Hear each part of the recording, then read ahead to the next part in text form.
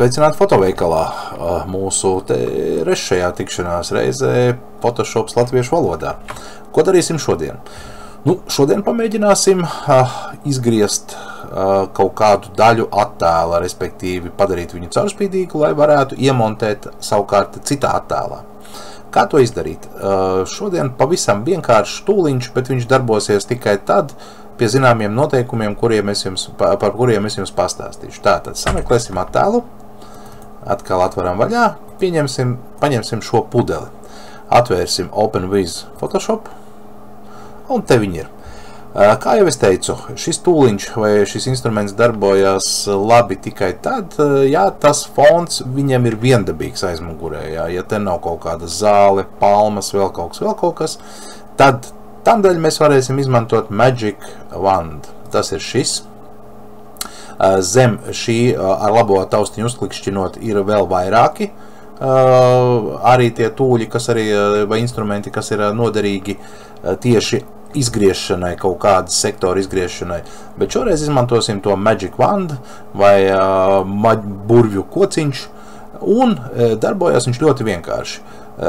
Te parādās tāda ikoniņa, bet tas zīmējumiņš tāds kociņš ar zvaigznītēm. Vienkārši uzklikšķinot uz vietas, uz baltās vietas, viņš iezīmēs visu balto attēlu, visu teritoriju. Šeit var redzēt, ka te mazliet krīt ēna, līdz ar to viņš viņu nav paķēris, tā kā atstājas mierā, pa cik tas ir pelākais tonis, bet apkārt pudelē viņš tā kā smuki izzīmēs, izņemot varbūt šo vienu te nelielo vietiņu. Bet es viņu pašlaik nelabošu. Vēl tāds momentiņš, tā kā lai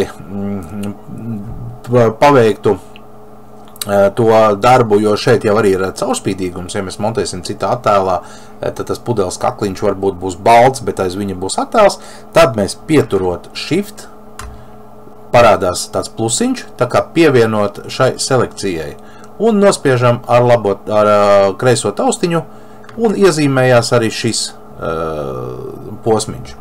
Un šeit svarīgi būtu izmantot masku, un to dara šādā veidā, kad atgriežoties pie layera, šeit apakšā ir tāda zīmīta, kas apzīmē arī masku. Add a mask, tā kā pievienot masku, nospiežam ar kreiso taustiņu, un mums pievienojās maska. Kas tagad notikās? Pazuda pudele, un palika tikai baltais attēls. Kā dabūt apakaļ to pudeli? Ar Ctrl-I, jeb tā komanda saucās Ctrl-Invert. Invert, tā kā apgriezt uz otru pusi. Un kas mums šeit sanāk? Viss tās šaha lauciņš, kas ir aizmugurē, tas ir caurspīdīgs. Ja mēs viņu nosēvosim PNG formātā, tad viņš tiešām būs caurspīdīgs. Ja JPG, tad, protams, viņš paliks balts. Bet te jau mums ir gatava pudele tā kā, izgriezta jau no tā fona. Savukārt, kam tas ir vajadzīgs? Parādīšu jums vienu lietiņu, pavisam.